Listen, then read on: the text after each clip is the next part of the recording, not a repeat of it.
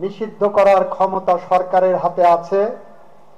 যদি বলেন কোথায় আছে, তাহলে বলবো আওয়ামী লীগ হত্যাকারী, আওয়ামী লীগ ধ্বংসকারী শেখ মুজিবুর রহমান, যিনি আওয়ামী লীগের কবর রচনা করে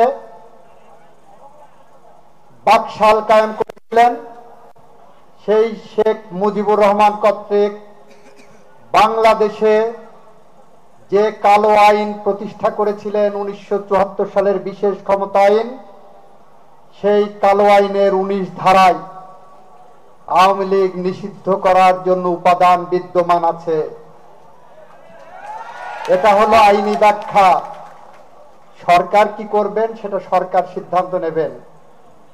ইতিমধ্যেই জাতিসংঘের রিপোর্টে এসেছে, আওয়ামী লীগের নেতৃত্বে এবং আওয়ামী লীগের সরকারের নেতৃত্বে বাংলাদেশের জুলাই 36 পর্যন্ত, জুলাই বিপ্লবে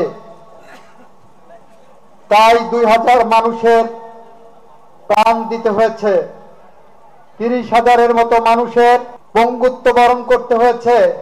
এই সব কিছুর পিছনে জাতিসংঘ রিপোর্ট আসছে, আওয়ামী লীগের অবদান রয়েছে, ভূমিকা রয়েছে। যদি থেকে থাকে তাহলে একবার আওয়ামী লীগ হত্যা করেছিলেন শেখ মুজিবুর রহমান, আওয়ামী লীগ ঘোষক বন্ধ করে দিয়ে বাকশাল কায়েম করেছিলেন। তার প্রতিষ্ঠিত, তার প্রচলিত, তার প্রণীত আইনেই আওয়ামী লীগ নিষিদ্ধ করা সম্ভব। বিশেষ ক্ষমতা আইনের 19 ধারার দিকে তাকিয়ে দেখবে।